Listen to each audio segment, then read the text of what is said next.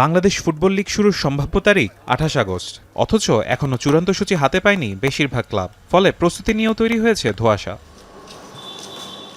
Fortis, police FC ও city FC অনুশীলন শুরু করলেও অন্য অনেক ক্লাব এখনও অপেক্ষায়। ওয়ান্ডারার্সও দল গুছিয়ে ফেলেছে। ৪-৫ জন জাতীয় দলের ফুটবলারের সঙ্গে ৫ বিদেশি খেলোয়াড় নিয়ে শক্ত দল করার চেষ্টা পুরান ঢাকার ক্লাবটির।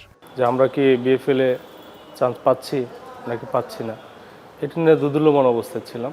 চিঠি পাইছি ৯-১০ তারিখে যে ১৩ তারিখের ভিতরে টিম গঠন করতে হবে। তা আমরা ৩ দিনের ভিতরে টিম গঠন করে ফেলছি। ঘরোয়া লিগ খেলতে গেলে মিনিমাম ২ মাস আগে থেকে জানাতে হবে, যে ক্যালেন্ডার ফিক্সড করে ফেলতে হবে। অর্থনৈতিকভাবে আমরা একটু দুর্বল আছি, বাট ওভারকাম করার আমরা চেষ্টা করতেছি। একই অভিযোগ ফর্টিসেরও। তাদের মতে সব দলকে একই সময়ে অনুশীলন শুরুর নির্দেশনা দেওয়া হলে প্রস্তুতিও হতো সমানতালে, পাশাপাশি ফেডারেশনের উপর চাপ তৈরি করা যেত। ফেডারেশন কি করতেছে বা খেলাটা কখন হবে এটা নিয়ে আমরা একটু জিনিসটা নিয়ে আছে, যেহেতু আমরা অনেকদিন ধরে ট্রেনিং করতেছিলাম। আর এর মধ্যে যেহেতু আমরা এফসি কাপ খেলতে যাবো, যদি খেলাটাও হইতো আমরা ম্যাচেও থাকতে পারতাম, এই জিনিসটা আমাদের জন্য ভালো হইতো। এখন দেখা যাক দেশের সাথে ফুটবলের সাথে যেটা ভালো হয় ফেডারেশনকে, এবং আমরা সবাইকে বলবো ফুটবলের সাথে ভালো যেটা হয় সেটাই করে, যেন খেলাটা তাড়াতাড়ি মাঠে করায়।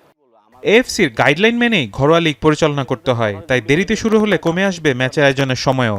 এর মধ্যেই ইব্রাহিমকে দলে ভিড়িয়েছে ফর্টিস, পাশাপাশি আরও এক বংশোদ্ভূত খেলোয়াড়কে দলে নেওয়ার পথে তারা।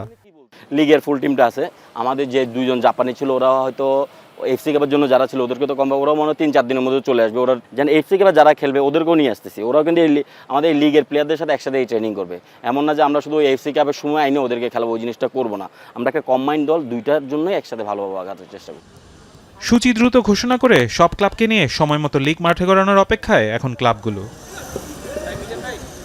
ফারহান ইহসান, এখন, ঢাকা।